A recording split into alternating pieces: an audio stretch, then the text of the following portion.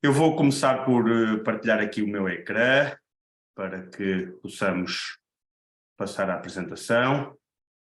Eu parto do princípio, desculpem, que já estamos a ver aqui o ecrã. Confirme-me, Olga. Sim, perfeito. Ok, ótimo. Então vamos lá, falar um pouco sobre este conceito gigantesco de estratégia empresarial ou estratégia corporativa, se quisermos chamar também assim, a estratégia do negócio e da comunicação.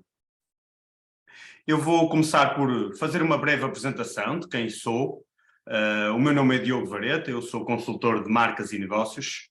Iniciei o meu percurso profissional através da fotografia.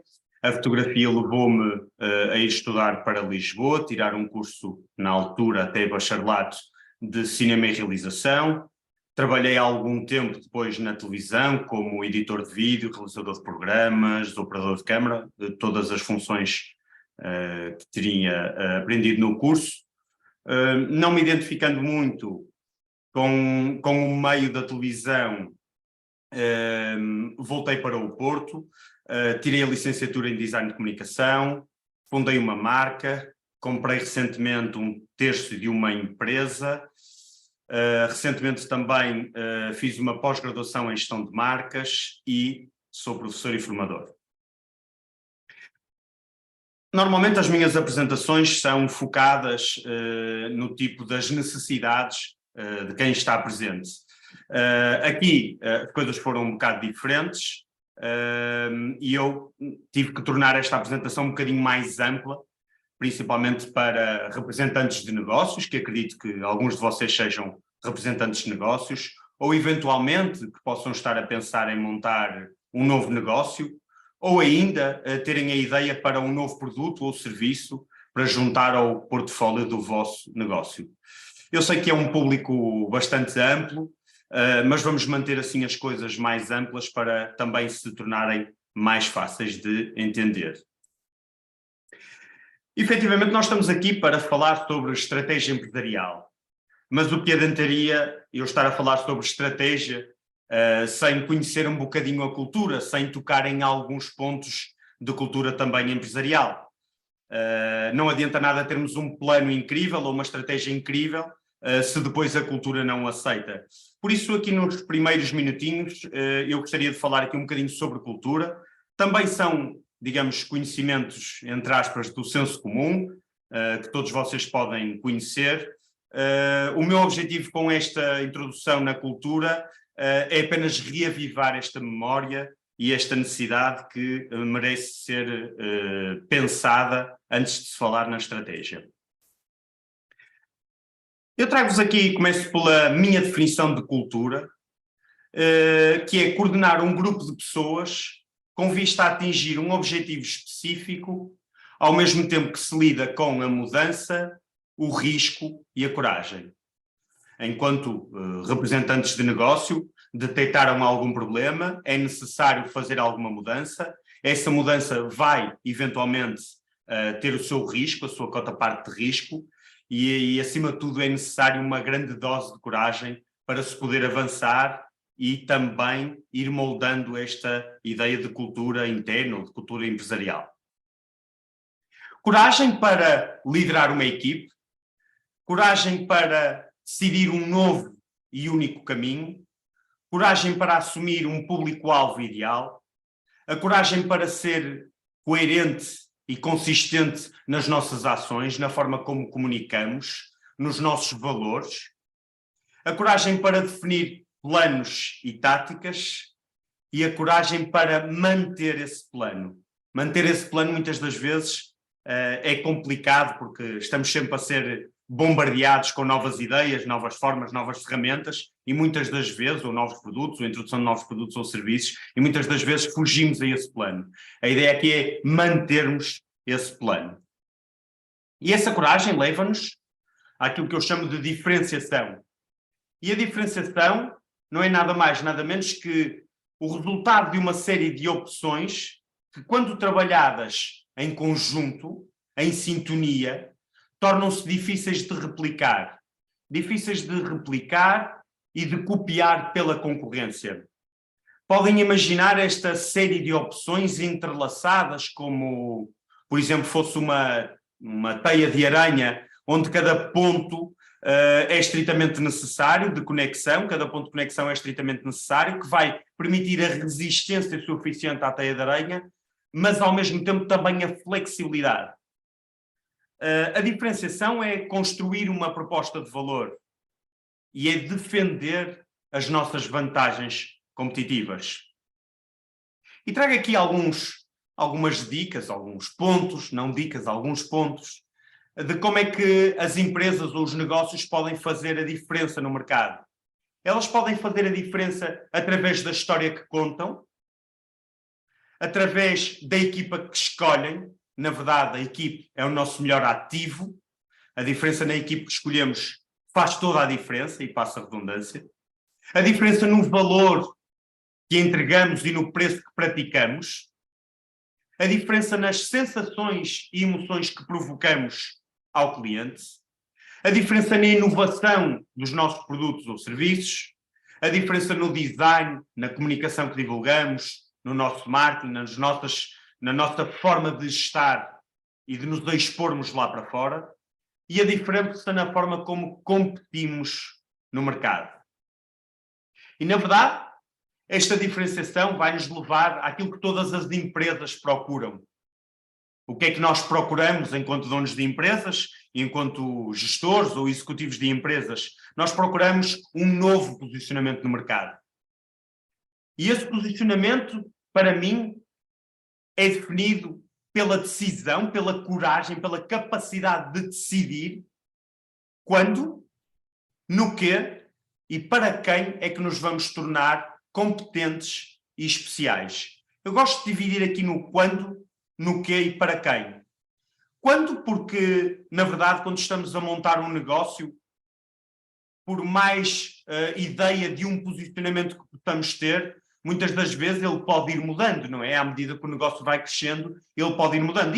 E é bom que vá mudando. Quando nós atingimos um posicionamento, quando é que vamos atingir o próximo? E no quê que nos vamos fazer para que consigamos atingir esse posicionamento? E para quem? Para que tipo de público é que vamos trabalhar para atingir esse posicionamento, para nos tornarmos competentes e especiais? Pronto, esta pequena introdução à cultura acaba por ser de conhecimento transversal a todas as pessoas que fazem a gestão de empresas. No entanto, como vos disse aqui no início, era só mesmo para reavivar aqui alguns conceitos que podem ser importantes. Vamos então passar à estratégia e entender aquilo que eu conheço por estratégia e a forma como nós podemos começar a dissecar ou a conhecer ou a mesmo a descobrir uma nova estratégia de negócio para a nossa empresa. Eu começo por dizer que estratégia não são planos nem táticas. Muitas das vezes, e mesmo em alguns livros, eu vou lendo o planeamento estratégico. Faz-me alguma confusão ver estas duas palavras juntas? Plano, planeamento estratégico. Hierarquicamente, se eu puder pegar na palavra estratégia e planos, eu ponho a palavra estratégia em cima, que depois derivam vários planos e cada plano deriva em várias táticas. Por isso é que eu acho que usarmos o conjunto das palavras de planeamento estratégico não faz grande sentido. Plano vejo mais como uma checklist ou uma to-do list para irmos fazendo e termos alguns planos que vamos usando determinadas táticas. E a estratégia não é isso, é muito mais do que isso. É todo um conjunto de planos, podem-se ir alterando, modificando planos, táticas, ferramentas, tipo de comunicação, às vezes linguagem, discurso, mas a estratégia é para se manter como um pilar de qualquer edifício. E é aqui que eu gosto de definir a diferença entre estratégia, e desta forma que eu gosto de definir a diferença entre estratégia, plano e tática. Eu, por mais que estudo sobre estratégia corporativa, estratégia empresarial, não cheguei ainda a uma definição concreta. Na verdade, eu acho que nunca irei chegar a uma definição concreta, a não ser que deixe de estudar estes temas. Mas a definição que tenho hoje e que tenho bem presente hoje é que se trata de um processo de descoberta, um processo, ou seja, ela não tem um princípio e um fim, isto terá que ser contínuo, um processo de descoberta que procura questões e, obviamente, soluções, com o objetivo de criar impacto visual, linguagem, valor, diferenciação e, claro, posicionamento de mercado. Impacto visual, pelo aquilo que nós mostramos aos nossos clientes quem somos, se calhar através do marketing, da comunicação, do design gráfico. A linguagem é a voz e o discurso que nós usamos, a forma como atendemos o telefone, a forma como escrevemos nas redes sociais ou no nosso site, a forma como escrevemos os e-mails, a forma como atendemos ao balcão. E o valor é aquilo que nós entregamos ao cliente, muito mais do que o preço. E depois a forma como nos diferenciamos e podem se apoiar naquelas ideias que mostrei lá no início enquanto falava em cultura empresarial. E depois, óbvio, para atingir um posicionamento no mercado. Esta é, digamos aqui, a minha definição de estratégia. E a estratégia é definida pelo caminho de o que fazemos. É o nosso caminho daquilo que fazemos. Aquilo que nós fazemos, as nossas atitudes, a forma como uma empresa se comporta e o conjunto de todas as pessoas que fazem parte dela é aquilo que fazemos, é o nosso caminho. Mas muitas das vezes, mais importante do que o que fazemos é o que não fazemos. Neste caso em especial, e por ter um interesse também especial, quando visito um site de qualquer negócio, de qualquer empresa, de qualquer marca, gosto de ir ver aquele tradicional menu de visão, missão, valores, etc. E deparo-me aqui com algumas situações que me parecem um pouco diferentes. Se eu pegar na descrição de uma missão e dos valores de uma qualquer empresa, selecionar, copiar e colar na empresa, no site da empresa ao lado, do mesmo setor, da mesma área de atuação, serve o mesmo tipo de público, ela muitas das vezes faz sentido. E se faz sentido, quer dizer que essa descrição desses valores, dessa missão, não é diferente. E se não é diferente, não pode concorrer pela diferenciação. Não pode ser distinta por alguma coisa. E quando não somos distintos pela diferenciação, à partida seremos distintos por preço. São mais ou menos aqui estas duas formas de competir no mercado que eu posso falar. Então, se essa visão e se essa missão dissesse especificamente o que é que não fazemos, ok, nós fazemos isto, temos o melhor preço ou o melhor produto, preço-qualidade do mercado, somos isto e aquilo, já ganhamos os prémios Y, A, B e C, não interessa muito bem isso, é tudo aquilo que vocês conseguiram conquistar, mas também aquilo que não fazem. E quando as empresas decidem aquilo que não fazem, elas tornam-se ao mesmo tempo, de uma forma quase subtil, especialistas. E especialistas porquê? Porque eu, enquanto visitante, se estou à procura de trabalhar com determinada empresa, e se encontro e se visito este tradicional menu de visão, missão e valores, e encontro lá o que a empresa não faz, aquilo pode-me trazer algum conforto. Eu sei que a empresa faz A, B e C, e sei que ela não faz X, Y e Z. Então, se não faz, ainda bem, é exatamente isto que eu quero, porque eu não quero X, Y e Z. E por outro lado, exatamente na mesma situação, eu posso entrar no mesmo site e pensar, ok, esta empresa faz A, B e C e não faz X, Y e Z. Ah, mas eu queria X, Y e Z. Então esta não vou falar. E na verdade este ponto aqui ajuda-nos a segmentar o nosso público, ajuda-nos a ter quase uma relação mais próxima com o nosso público. Porquê?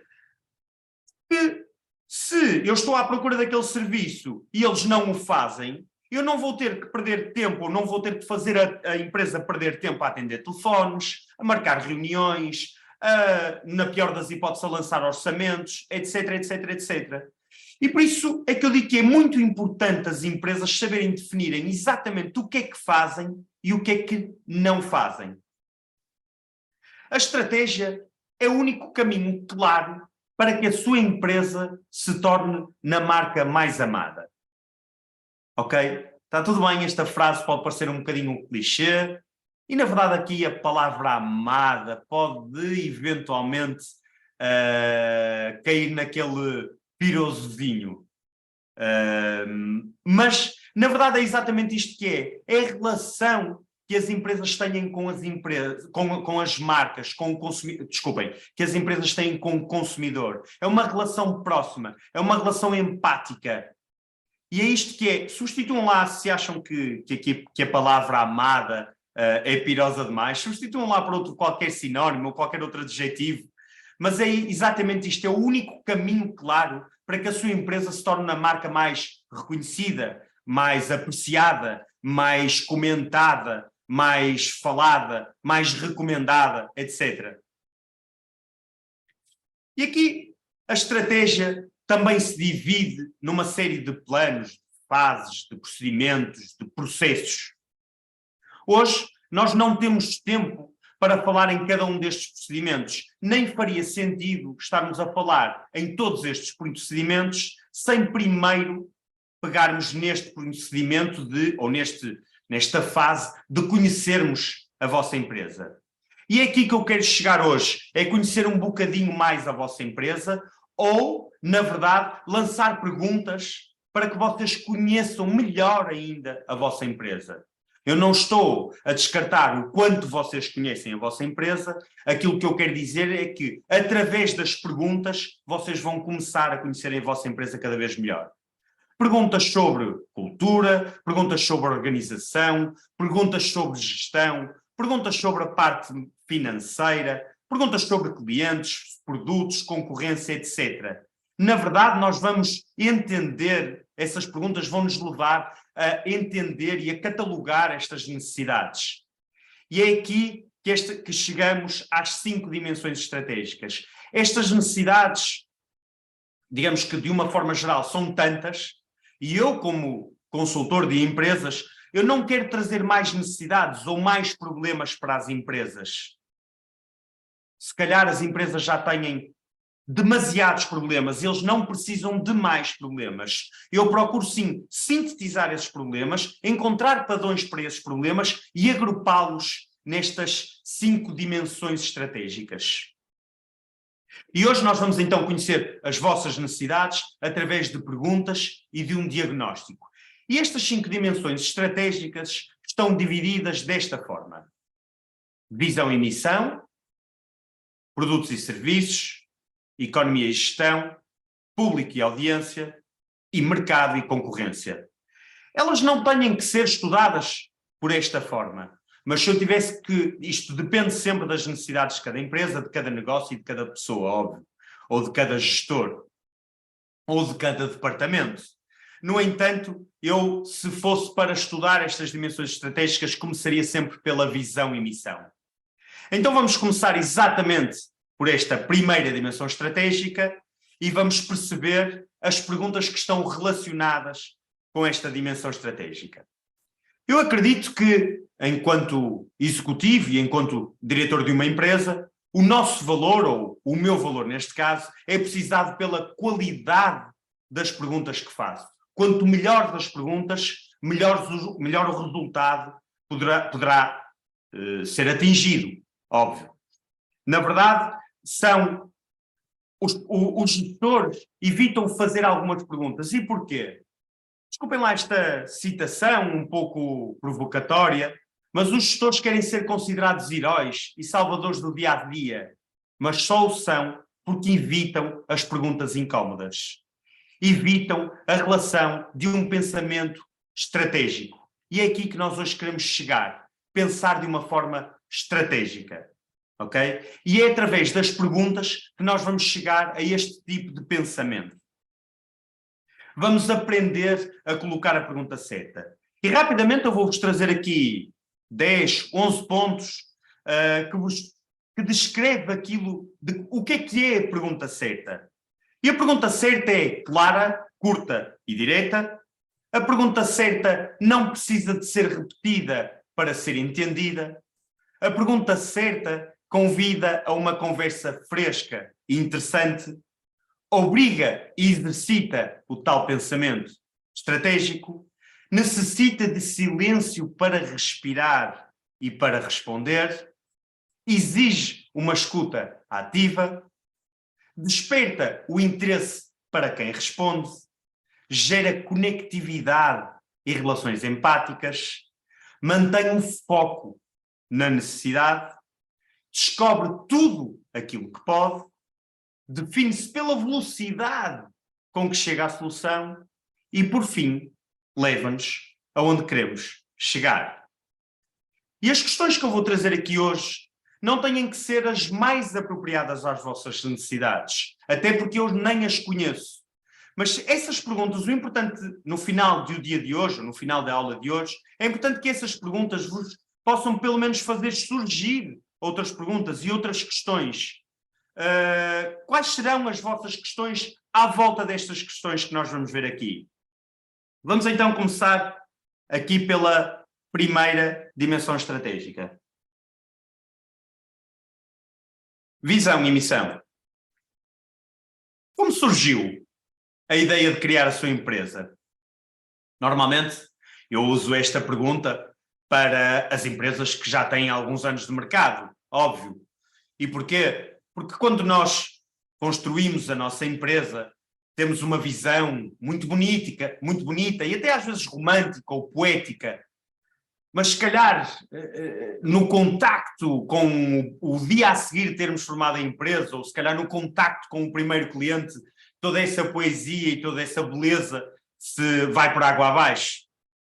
Mas é importante recordarmos o que é que nos fez embarcar nesta aventura de fundarmos uma empresa, de fundarmos um negócio, relembrar aqui o passado. Isto é apenas uma energia que nos traz aqui, que nos faz relembrar porque é que nós quisemos construir esta empresa.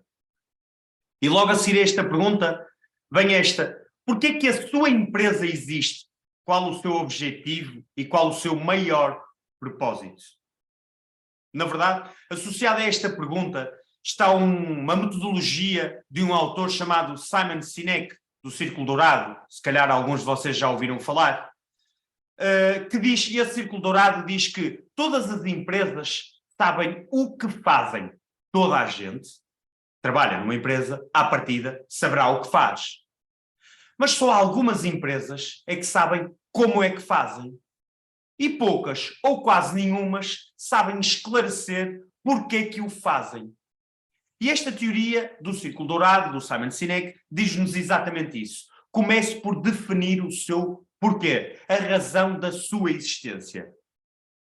E nesta primeira dimensão, nós temos que excluir, enquanto estamos a ir respondendo a estas perguntas e formulando outras perguntas, nós temos que excluir a parte financeira. Sempre que todos os negócios se gerem por dinheiro, por faturação e por lucro. Mas é nesta fase aqui eu quero que vocês esqueçam um bocadinho essa parte financeira. E é por isso que esta dimensão é então um pouco mais poética e um pouco mais romântica. Por que é que a sua empresa existe? Como é que a sua visão é relevante para a sua equipe?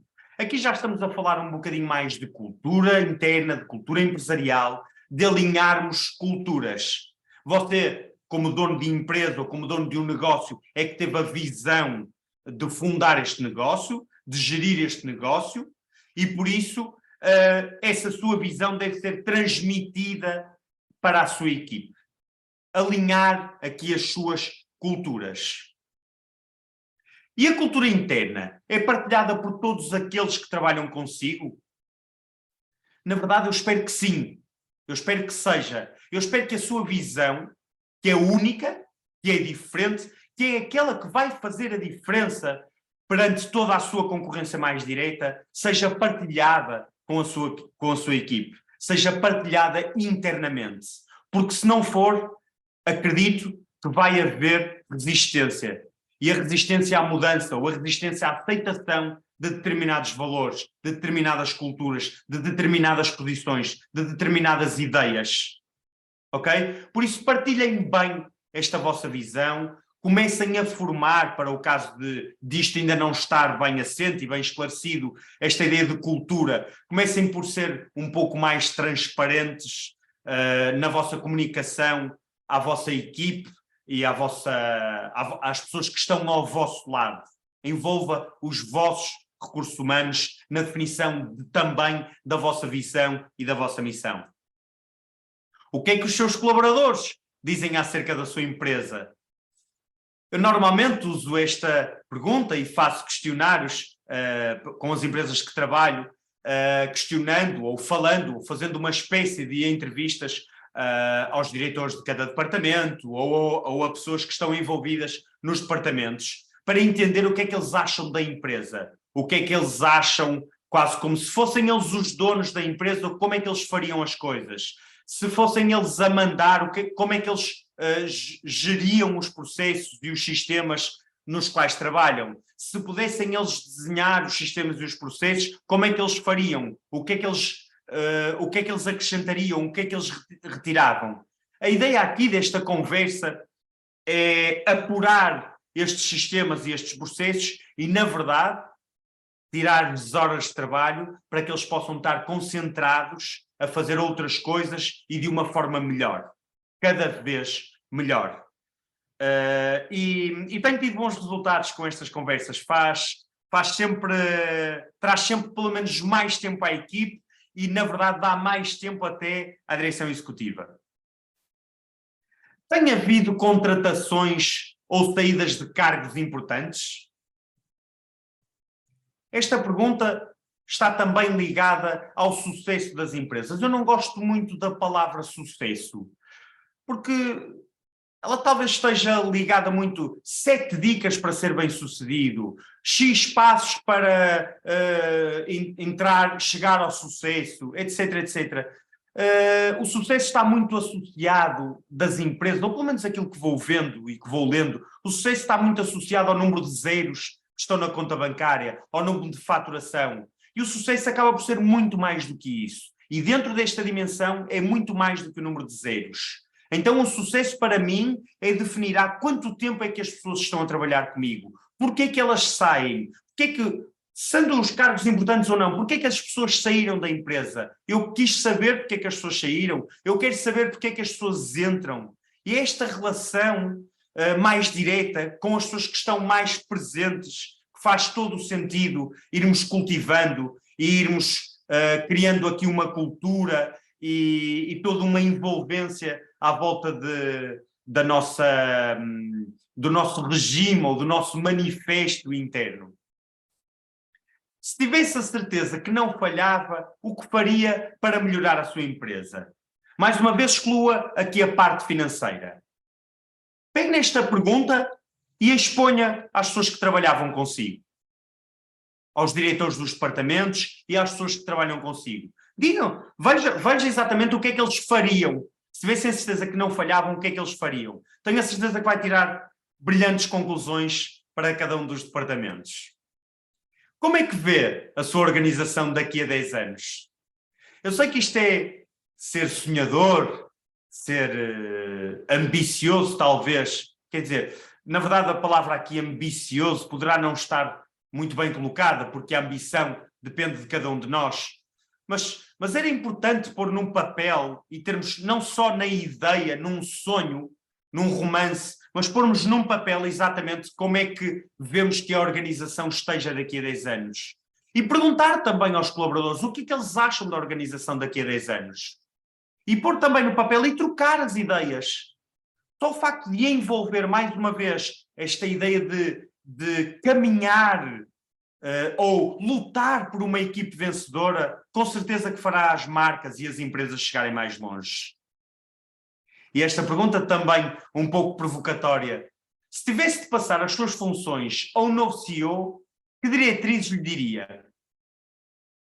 É claro que eu não quero, nem vos conheço, ao ponto de dizer que está na hora de passarem essas diretrizes. Eu espero que não.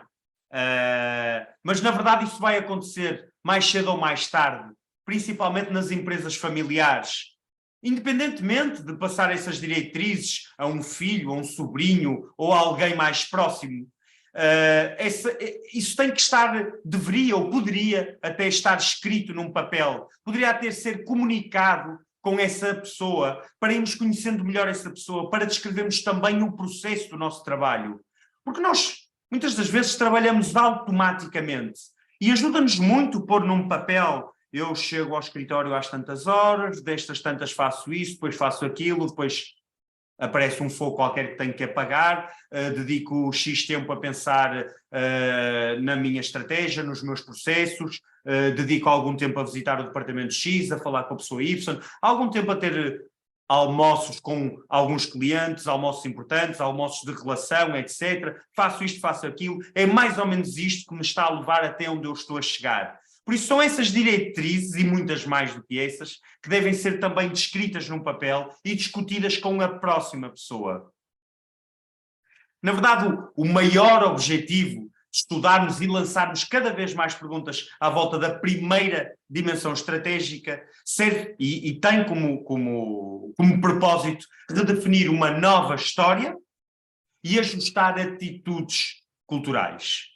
E para redefinir, para ajudar a redefinir uma nova história, para quem já tem uma história definida, para quem já tem basicamente um posicionamento, uma voz e um discurso, eu trago-vos aqui um pequeno exercício, podem fazer aí em casa, no escritório, onde estiverem, e responder basicamente a esta frase: eu faço determinada coisa para um determinado público. Mais ou menos, dependendo da fase em que vocês estão, na experiência que têm, tentem afunilar aqui o público. Não queiram trabalhar para toda a gente, ok? Tentem ir afunilando o vosso público. Não quer dizer que tenha que ser um público muito específico. Para quem está a iniciar um negócio, para quem tem pouco tempo de mercado, a ideia que às vezes nos passam de trabalhem no nicho de mercado, o nicho de mercado é que tem valor, etc, etc, etc. Escolham um público cada vez mais específico. Isto, para quem está a iniciar um negócio, pode ser um risco muito grande, que vos pode sair muito caro. Ou vocês têm efetivamente muito dinheiro para despender durante muito tempo, ou então isto vos pode sair caro. Mesmo o conhecimento deste nicho de mercado, deste público muito específico, ele é gradual, ele tem que ser passo a passo. Eu não acredito que alguém tenha dito: eu quero trabalhar especificamente para a pessoa assim, ou para a empresa assim, que trabalhe com isto, que fature X anualmente, que tenha X colaboradores, que só faça especificamente isto, etc, etc, e que tenha conseguido cumprir essas metas. Comecem sim com um público abrangente, e à medida que o tempo vai passando, à medida que vocês se sentirem mais confortáveis, à medida que vão falando com os vossos clientes, à medida que vão conhecendo o tipo de clientes que têm, à medida que vão detectando padrões dos vossos clientes, comecem sim a afunilar. Comecem num genérico, mas com o pensamento de que a determinada altura vocês vão ter que começar a afunilar o vosso público. Ou então usem esta frase: eu ajudo determinadas pessoas com estas e estas soluções, ou com estas e estas ações. E se quiserem ir um bocadinho mais longe, usem esta frase. E só esta frase no vosso site pode fazer toda a diferença. Toda a diferença na forma como se posicionam, na forma como falam, na forma como agem, na forma como tratam clientes, na forma como procuram novos clientes. Eu sou a empresa A, B e C, não interessa, que serve o público X, e aqui mais uma vez tentar ser específico, a resolver determinadas necessidades, determinados problemas, e ao contrário dos meus concorrentes, eu sou diferente porque isto, isto e isto. Talvez esta fase aqui ao contrário dos meus concorrentes seja difícil de expor, talvez porque este conceito que vos trago para aqui hoje seja de uma realidade americana, e a realidade americana é muito diferente da realidade portuguesa, todos nós sabemos, mas tentem encontrar estas diferenças dos concorrentes. Se não quiserem dizer ao contrário dos meus concorrentes, promovam as vossas diferenças de outra forma, ok? Mas só esta pequena frase pode fazer todo o sentido para a vossa comunicação e até para o vosso posicionamento de mercado. Eu não sei se alguém tem perguntas, vocês podem ir começando a deixar aqui as perguntas no chat. se tiverem esse interesse. Se não, vamos avançando aqui para a segunda dimensão estratégica, produtos e serviços.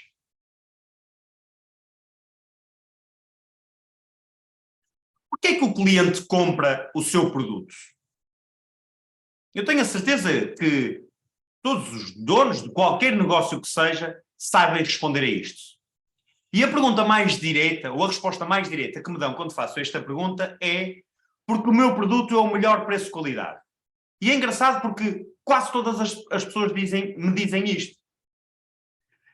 Mas na verdade, isto não é diferencial. O melhor preço de qualidade. Isto não é bem diferencial. Há coisas muito mais diferenciadoras do que estas. Porquê é que o cliente compra o seu produto?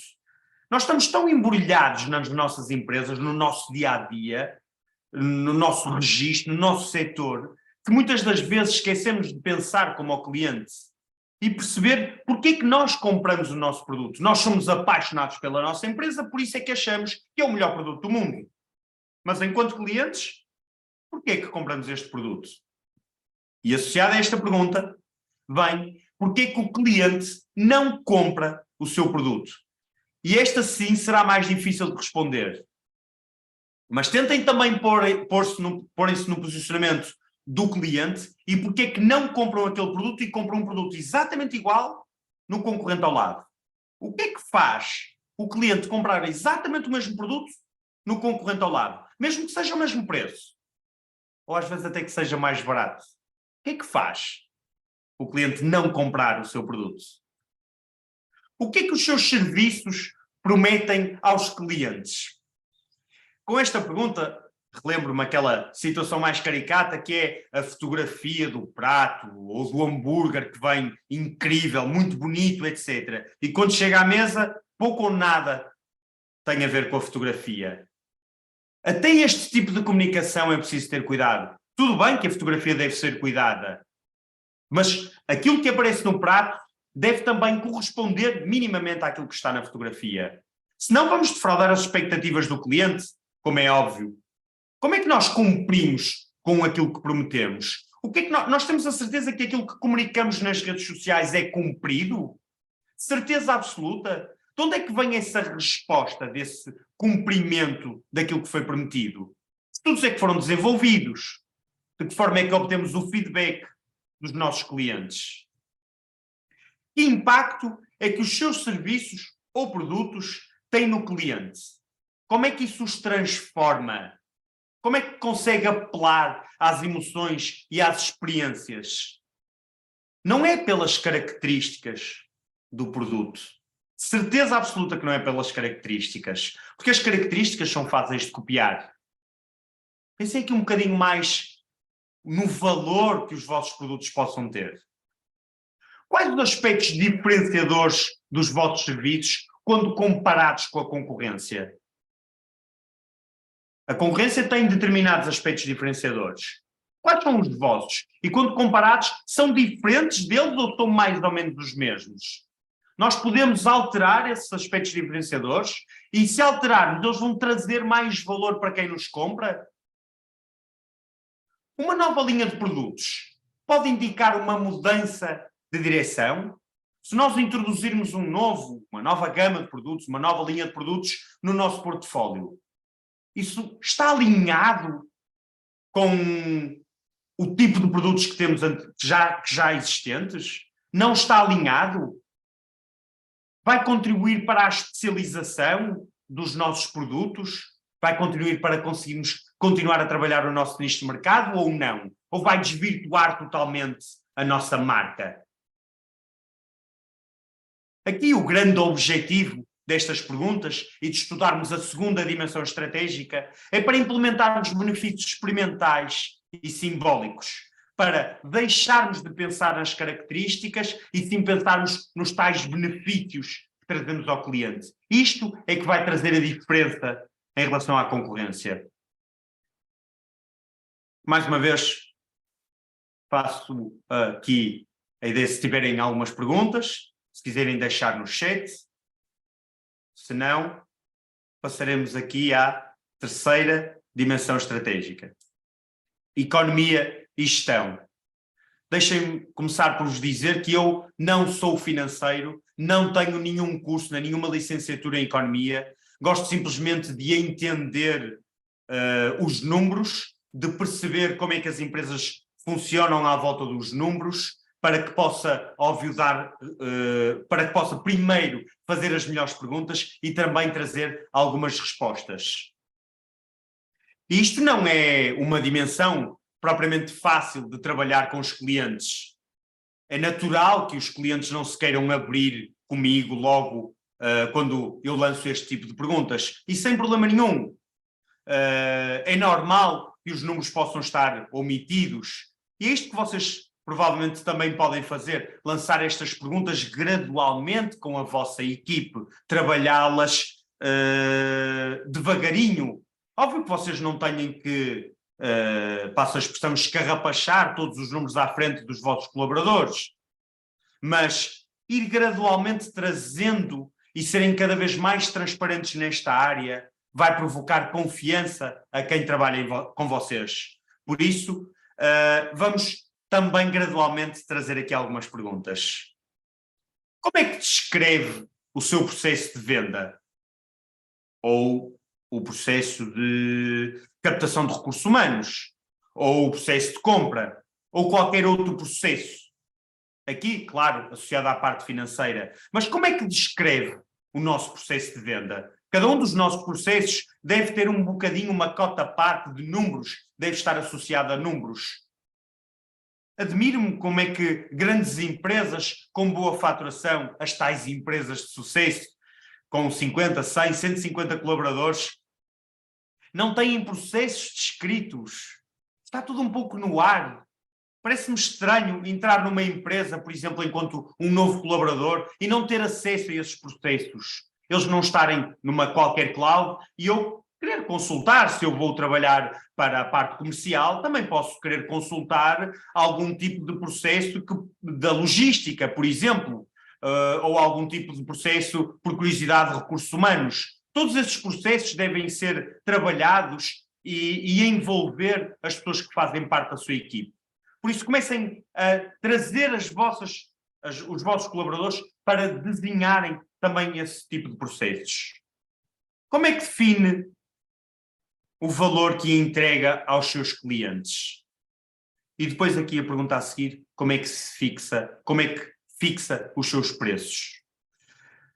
Na verdade, esta pergunta de como é que define o valor que entrega aos clientes faz muito mais sentido ser a primeira do que esta, mesmo que estejamos a falar em economia e na parte financeira. Porque eu não consigo perceber como é que se fixa preços sem entender primeiro o valor que se entrega ao cliente. Na verdade, existem muitas outras formas de fixar preços. E aqui quem é de economia ou de finanças saberá muito melhor do que eu fixar preços. Pelos custos da matéria-prima, pelas pessoas que envolve, pelo mercado, como é que ele está a participar, como é que está a concorrência a agir, que preço é que praticam, etc, etc, o vosso lucro, as vossas margens, tudo isso metido dentro de um bolo e depois vocês fixam o preço. Está tudo bem, sem problema nenhum. Mas tentem pensar também no valor que entregam ao cliente. Porque se pensarem no valor e conhecerem esse valor através de relações com o cliente, provavelmente o seu preço possa vir a ser mais alto. Não mais alto para o cliente que já comprou, mas mais alto para o cliente que possa vir a comprar. Esse valor, cada vez que nós vendemos a alguém que comprou e ficou contente por comprar, porque tira muito valor daquilo, estamos a perder dinheiro. Não a perder dinheiro, mas a deixar dinheiro em cima da mesa. Por isso, definam bem o vosso valor para vos ajudar também a fixar o vosso preço. Como é que a sua solução afeta os objetivos financeiros do vosso cliente?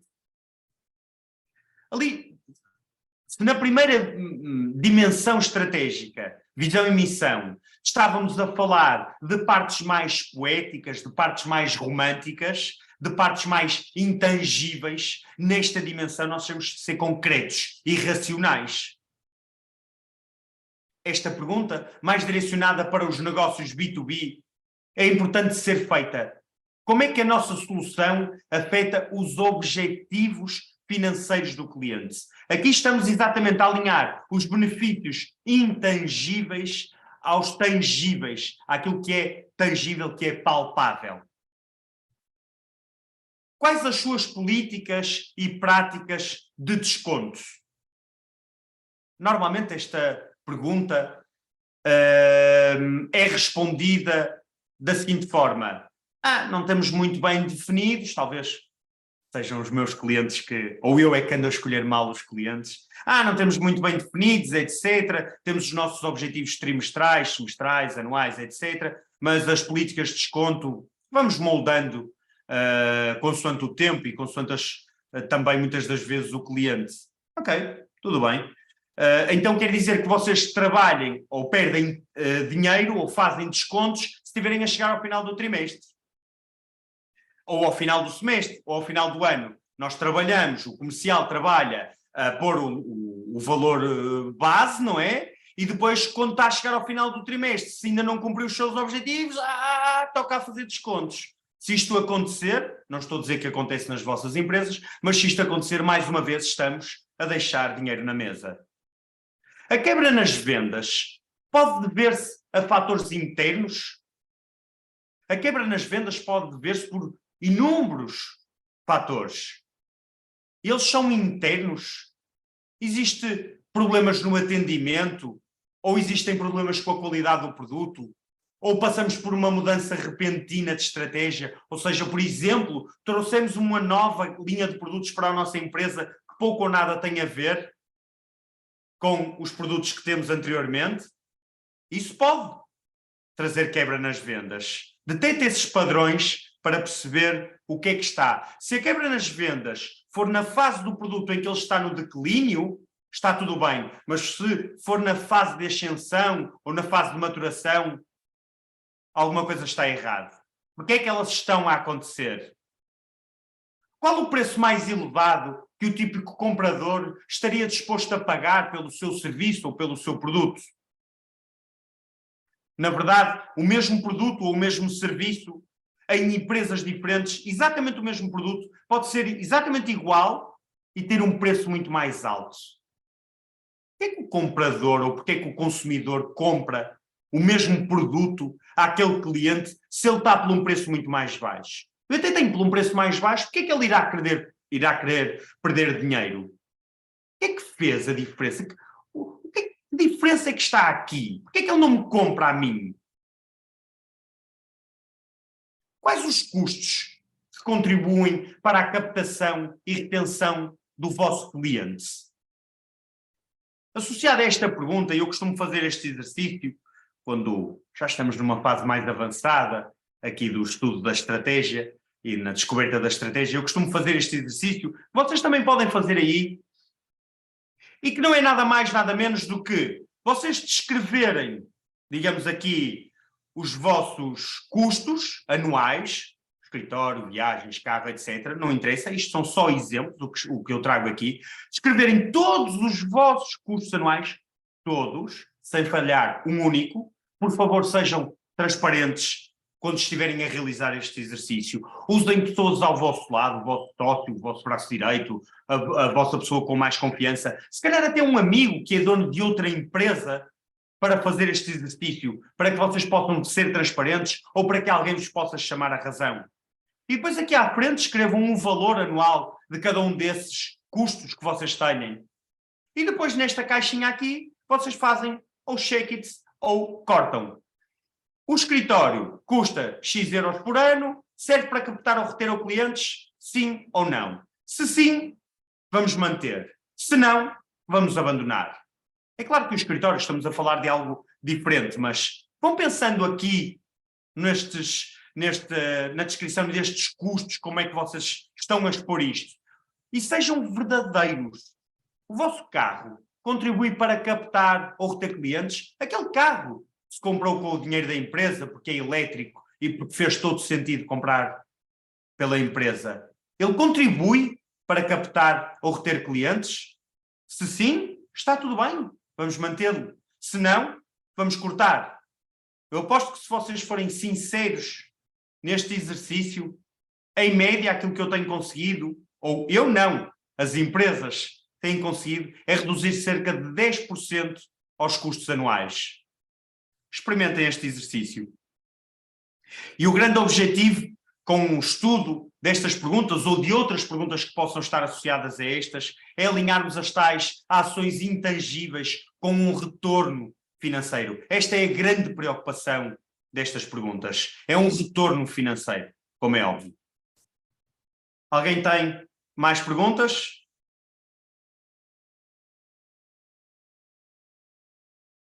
Não? Vamos então, eu acho que já me estou a exceder aqui um bocadinho no tempo, sim. Eu vou passar aqui a quarta e a quinta dimensão estratégica, vou tentar ser um pouco mais rápido, não me alongar na descrição destas perguntas, dos conteúdos para estas perguntas. Vamos então passar aqui para a quarta dimensão estratégica, público e audiência. Como é que os clientes percepcionam a sua marca? O que é que eles dizem da sua marca? Como é que você gostaria que a sua marca fosse recomendada por eles? Ou comentada por eles? Em que é que acreditam as pessoas que você procura servir? Em que é que eles acreditam? Quais são os valores deles? Os seus valores estão alinhados com os valores dos clientes? Espero bem que sim. Que conhecimento é que obtém dos seus atuais clientes? Como é que trabalha a relação empática com os seus clientes? Como é que interage com ele? De que forma? Com que frequência? A que clientes é que permite que isso aconteça, essa relação? O que os clientes mais valorizam nos seus produtos? Mais uma vez, conhecermos aqui o que é que eles gostam de nós para nos ajudar, lá está, a precificar. Na verdade, a função e a qualidade são dados adquiridos, é quase obrigatório. Eles não valorizam porque funciona bem ou porque tem grande qualidade. Qualquer outra empresa poderia copiar essa função e essa qualidade. Existem muitas outras motivações de quem compra. Processos é que usa para segmentar os seus clientes. Para além dos tradicionais, aqueles estudos tradicionais, dados demográficos, psicográficos, etc. Que outros processos é que usa para segmentar os clientes? Como é que os trabalha? Caminhe aqui para um nicho, entenda como é que faz esta segmentação dos clientes, quanto mais trabalhar esta segmentação, quanto mais nichar, melhor será mais fácil para si será comunicar com eles. Como pode eliminar os riscos e medos de compra? Todos nós, enquanto consumidores, temos medos ou riscos associados a uma compra. É claro que isso vai depender do impacto que vai ter na nossa carteira. Óbvio. No entanto, há sempre um ou outro risco. Que riscos é que existem ao comprar o seu produto ou a sua solução? O que é que está inerente a isso? Como é que nós podemos eliminar esses riscos? Como é que nós podemos garantir aqui alguma confiança ao cliente? Que medidas são implementadas para a fidelização do cliente? Eu não estou a querer falar em cartões, talões, descontos e tudo aquilo que nós estamos habituados e que estamos até se calhar fartos de ver. Mas que outras medidas é que podem contribuir para essa fidelização? Já perguntou a algum cliente? Olha, como é que tu gostarias de ser fidelizado? O que é que eu poderia fazer mais por ti para tu continuares a trabalhar comigo? Nos últimos anos, que mudanças é que sentiu no consumidor? Aqui nós não compramos da mesma forma que compravam os nossos pais ou os nossos avós e por aí em diante, não é? Na verdade, nós não compramos da mesma forma que comprávamos na era pré-Covid.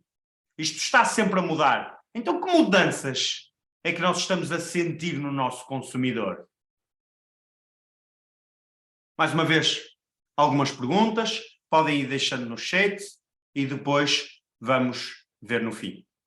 O grande objetivo estratégico de estudarmos esta quarta dimensão é atingirmos um nicho de mercado. E como vos disse anteriormente, para as empresas que estão a começar, por favor, não comecem muito fechado. Comecem um pouco amplo, não tudo para todos, amplo, mas com a percepção futura que vão começar a afunilar o vosso cliente. Ok? Para finalizar, a quinta e última dimensão estratégica, mercado e concorrência. O que está a tentar para ser diferente da sua concorrência? Competir aqui pela diferenciação. Mesmo que a sua empresa atue no mesmo setor, na mesma cidade, ou na verdade até que faça paredes meias na mesma rua e que sirva o mesmo tipo de clientes, como é que você é diferente? Como é que atua de uma forma diferente? Como é que pode ser diferente? Quem é a próxima melhor alternativa competitiva e porquê? Como é que nós podemos entender? Esta é uma pergunta, se calhar, nós enquanto consumidores também fazemos. Ora bem, eu não vou comprar um telemóvel da Apple, eu vou comprar um telemóvel da Samsung. Só para dar aqui um exemplo rápido. Porquê que eu vou comprar um telemóvel da Samsung? Não é pelas características, são mais ou menos iguais. Entendermos a concorrência pela visão do cliente é também um exercício importante para o fazermos. O que seria preciso para responder às necessidades melhor do que a concorrência, melhor do que o que eles fazem? Como é que nós resolvemos as mesmas necessidades que os clientes têm, mas de uma forma diferente? Trabalhamos melhor a nossa reputação no mercado, investimos mais em inovação, desenvolvemos novos produtos e serviços, fornecemos uma nova experiência de compra ou uma experiência ainda mais positiva. De que forma é que se defende contra as ameaças das novas startups? Reparem que nunca foi tão fácil uma startup ultrapassar o número 1 do mercado, nunca foi tão rápido isto acontecer. Conheçam as novas startups, conheçam as novas empresas, como é que eles estão a comunicar, como é que eles estão a trabalhar. Falem com eles, interajam. Desta forma vocês vão perceber e moldando também a vossa empresa para que ela não possa ser ultrapassada por estas startups. Tentem criar barreiras a estas novas empresas. O que é que o assusta no próximo ano que fará o seu concorrente apanhá-lo? Esta é uma pergunta também um pouco provocatória, mas quais são os tais fatores inerentes à empresa que estão a perder força e que podem vir a ser usados contra si? E porquê que estão a perder força? Pense exatamente o que é que o concorrente está a conquistar e que você está a perder. Que vantagens competitivas é que está a perder? Métodos é que deveria usar para descobrir mais sobre as suas tendências e inovação no seu setor? Participe em reuniões, em eventos, em feiras, pesquisas online, pesquisas de mercado, faz parte de comunidades, usa consultores para o auxiliar. Como é que vocês pesquisam sobre as tendências no setor? Quantas vezes é que o fazem por ano? Como é que fazem? Como é que estão a tentar descobrir o vosso futuro? Na verdade, o maior objetivo estratégico é concorrermos pela diferenciação. Concorremos pela diferenciação em detrimento da concorrência pelo preço.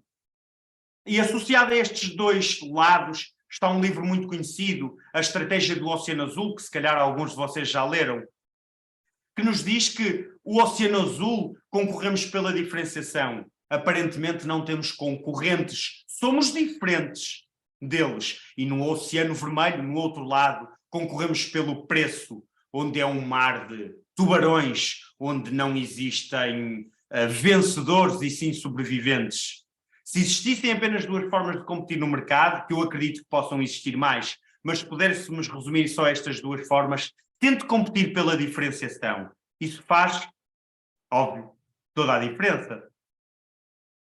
Queria deixar-vos aqui espaço para algumas perguntas, trazer-vos só aqui e relembrar um bocadinho esta ideia das 5 dimensões estratégicas. Isto é uma metodologia montada por mim, com a relação que eu vou tendo com as empresas, com as necessidades que as empresas me trazem. Eu consigo agrupá-las maioritariamente nestas 5 dimensões. Isto é uma metodologia de gestão que contribui para relacionar objetivos estratégicos de longo prazo com táticas de curto prazo. Eu tenho alguns e-books gratuitos, online, vocês podem fazer o download. Tem mais perguntas, fala um bocadinho mais sobre cada uma destas dimensões, tem mais conteúdo, já têm alguns anitos, mas podem fazer o download à vontade destes e-books, depois a Olga até vos pode passar este link. Perdão. E tenho também uma plataforma onde vocês podem deixar as vossas perguntas, nas quais eu, mal seja possível, posso responder. Quais são as razões que impedem o crescimento da vossa empresa? É rápido e simples, só o vosso nome, etc., e-mail e as vossas perguntas o mais concreto possível, os mais objetivas possíveis. A pergunta certa.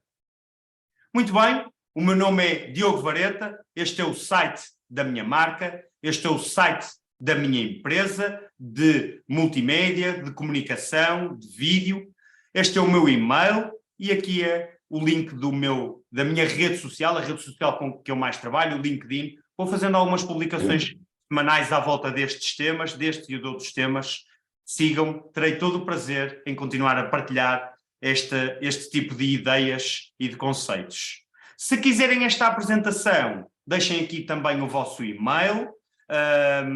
Poderá sempre ser útil para rever estas perguntas. Sabem, se tendo o meu e-mail, sabem que também podem colocar estas perguntas. Eu responderei assim sempre que possível, o mais cedo possível também. E obrigado